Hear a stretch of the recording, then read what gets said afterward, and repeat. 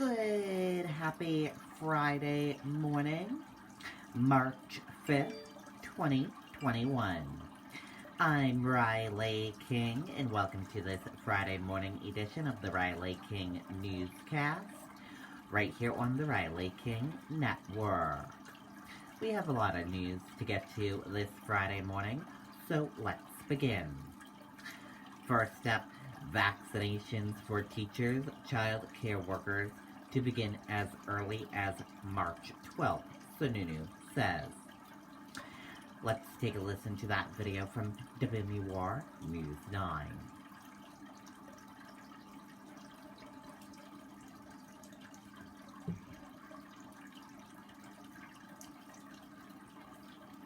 When it's time to invest in a new roof, be smart and look at more factors than just the final price. Not all roofs are the same, and not all roofers are the same. Ask the question.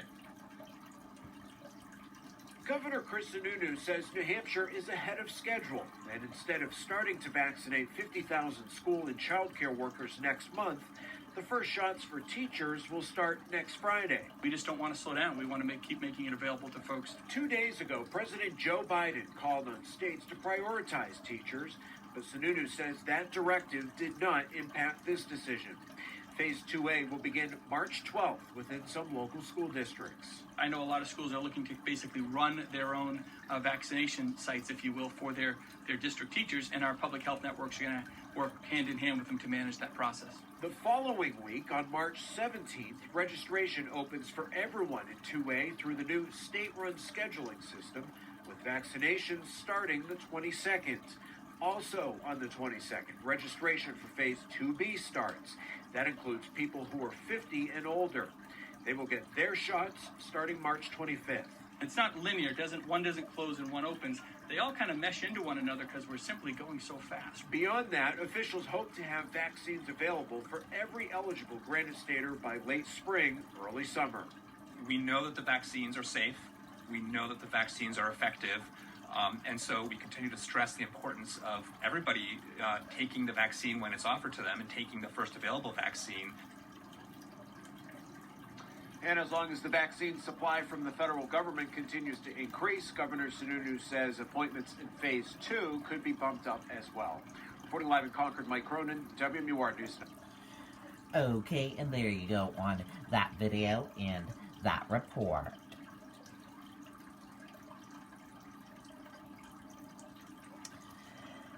State lawmakers call for shutdown of New Hampshire Youth Detention Center aimed abuse allegations. Let's take a listen to that video from WMUR News 9. For the easy and the complex, the small stuff and the big, we're here with the affordable local loans, easy to manage accounts, and financial advice to help you blaze a trail, figure stuff out, and make your money go farther. We're Granite State Credit Union. Live bold. With 230 people now coming forward alleging they were physically or sexually abused in the New Hampshire Youth Detention Center between 1963 and 2018, 3 Democratic lawmakers say it's time to shut it down. There's growing concern about the Sununu Center and the size of it, the allegations of abuse. Originally built to house more than 140 young people, the governor and state lawmakers say it now houses about a dozen. The rest have been placed in community-based services. Now some lawmakers argue there's no need for such a large facility, and keeping it open is costly. Because it's so large, there's just a lot of fixed overhead, and it's all state public taxpayer dollars. Next year, the cost is going to be $1.5 million per child per year, and it's really not effective or efficient. Governor Chris Sununu says community-based services usually do have better outcomes for kids, but some need a secure facility. You do have individuals, youth in that detention center that are a clear danger to themselves and others. And if you don't have the appropriate facilities in the community to protect themselves and the public, that's going to be creating a much worse and much more dangerous situations. But some states around the country, like Vermont, are closing these kinds of facilities and building much smaller ones instead. I think that it's a better use of our tax dollars rather than sinking our tax dollars into a very costly institution that is not supporting children the way that they should be, and also exposing them to all this alleged abuse, which is so alarming. Monica Hernandez, WMUR News. Okay, and there you go on that video and that report.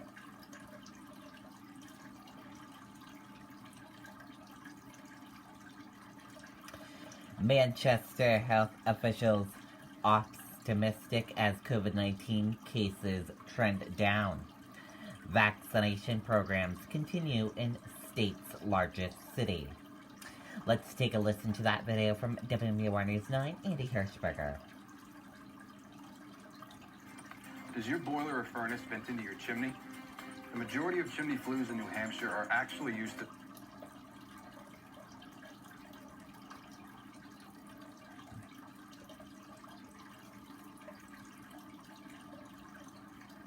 The numbers are encouraging, but this is no time to let our guard down. That's the message from Manchester's mayor and public health officials on the current state of the coronavirus. Cases in the state's largest city have plateaued after a post-holiday surge, averaging about 20 per day. It's 20 per day, which is definitely down from that surge, but it's kind of on par with what we saw at the end of the first surge in the spring of last year. So we're definitely at this sort of point where things have flattened out. City officials held a virtual town hall on COVID-19, one of several similar meetings they've had in the last several months on a variety of topics. Public health officials say in 6 weeks they've delivered 1,400 first doses and 200 second doses of vaccine to people in the community who have social, mental, and language barriers. And that ranges from those who are housing unstable to those who can't get out of their housing unit, bringing the vaccine door to door in some instances. These are all things that we've been very busy doing in the last month to month and a half. While most of the focus is on the health impact of COVID-19, Mayor Joyce Craig says there has also been a financial impact, losing more than $1 million in parking revenue alone. Mayor Craig also said that she's excited that the Fisher Cats will soon be hosting fans at their games, and they are hoping to start outdoor dining by the middle of this month. Okay, and there you go on that video and that report.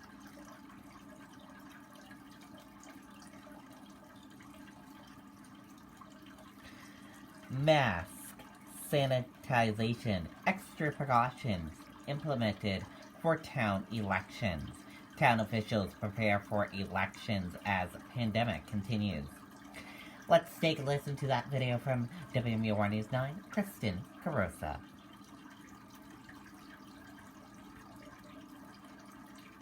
For the easy and the complex, the small stuff and the big, we're here with the affordable local loans, easy to manage accounts, and financial advice to help you blaze a trail, figure stuff out, and make your money go farther.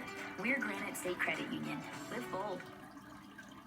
In Wolfboro, town election day will look similar to last year's elections. Voting areas 6 feet apart and specific instructions on how to enter and exit. We have them coming in one door and going out another door, so that they're not going out the same door. There will also be a limit on how many people can enter at a time. We're using sanitation, and we're providing rubber gloves for people who want them, and special pens that are sanitized. In Greenland, a company is coming in to sanitize their voting area, and safety measures will be in place. Standard thing, 6 feet apart, masks, and we have had no problem, even with all the elections we had last year. We didn't have one person who gave us a hard time about wearing a mask or the social distancing. The town clerk here in Epping says anyone who does not want to wear a mask while voting will be directed to a different area. We do have a room that is set up separately, that if there are people, whether it's medical conditions or they just choose not to wear a mask, there is a separate entire room that they can go into and do their voting there. For everyone else, When you get to the door, you're going to be greeted by the fire department that will take your temperature and provide masks to you. and in Newton, their voting location will be at the new fire station. We keep the garage doors open to let a lot of fresh air in, Once voters arrive, they will be directed to stay in their cars until it's time to vote. so they can patiently wait in their cars. Our police officers do a great job of directing them to parking spots, Once inside, voters will use a touchless ID check-in. which is a camera that lets you just slide your ID under it, so the ballot clerk can see your ID without ever touching it. Masks will be required, but they will have special areas for those who don't comply. Kristen Carosa, WMUR, News Now. Okay, and there you go on that video and that report.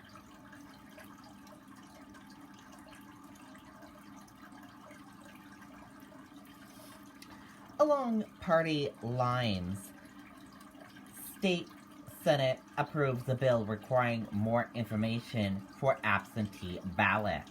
Republicans say bill could help prevent fraud. Democrats not there. Note there's no evidence of widespread fraud. Let's take a listen to that video from WMUR News 9, Adam Sexton. What is there not to love about Franklin Pierce? The Pierce Promise New Hampshire Scholarship Program is new at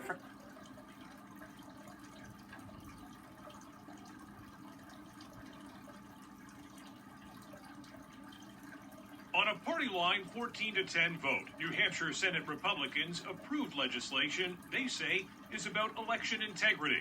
Senate Bill 54 would require voters to provide more information confirming their identity, such as a driver's license number, in order to obtain an absentee ballot. Democrats slammed the bill as a solution in search of a problem. We do not have a problem with the identity of people who apply for absentee ballots. While repeated inquiries and an exhaustive 2018 state investigation have found no evidence of widespread or coordinated voter fraud in New Hampshire, Republicans are concerned there is an opportunity for fraud to occur in the absentee process. And it could be, even though I do not think it is rampant across the state, it may be that we haven't found it because we haven't looked. Democrats noted that Secretary of State Bill Gardner testified last year to the integrity of absentee voting in New Hampshire. In fact, the Secretary of State repeatedly stated how secure it was and that it had been in place for decades without any significant fraud or incidents. Republicans contend Democrats are overhyping the potential negative impacts of this bill in terms of extra work for clerks and potential obstacles for voters. They say this is already information the state requires for ballot access on Election Day. They're asking for an individual's driver's license or non-driver's picture ID card number and the state of issuance, the last 4 digits of their social security number, and that's it. How could you tell me how this would be a huge imposition? Adam Sexton, WMUR News. Okay, and there you go on that video and that report.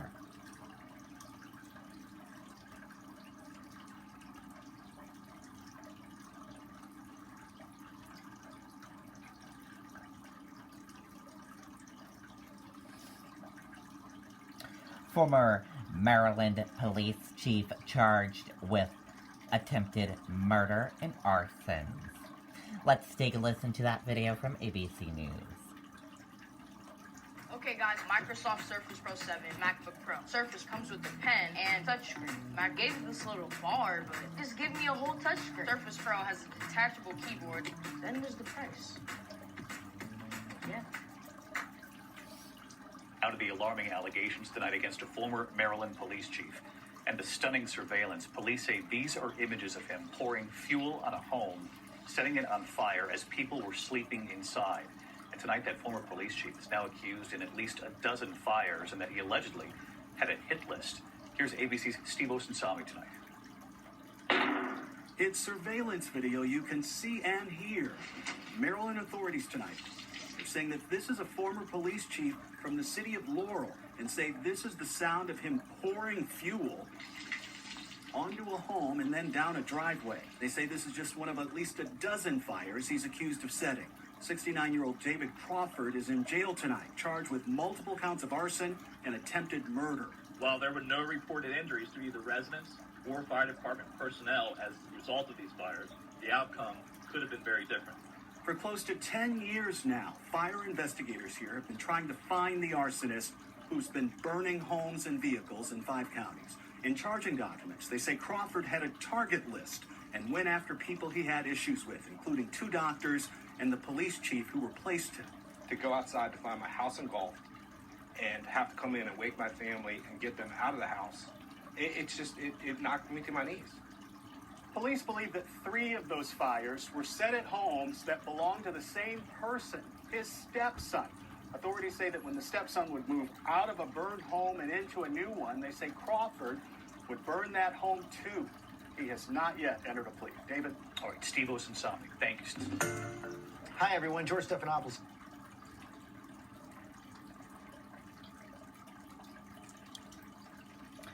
Okay, and there you go on that video and that report. And that does it for this morning edition of the Riley King Newscast, right here on the Riley King Network. Thank you for watching. Have a great rest of your day, and see you back here later on today for another newscast. I'll have a news report coming up in a little bit. Goodbye, everyone.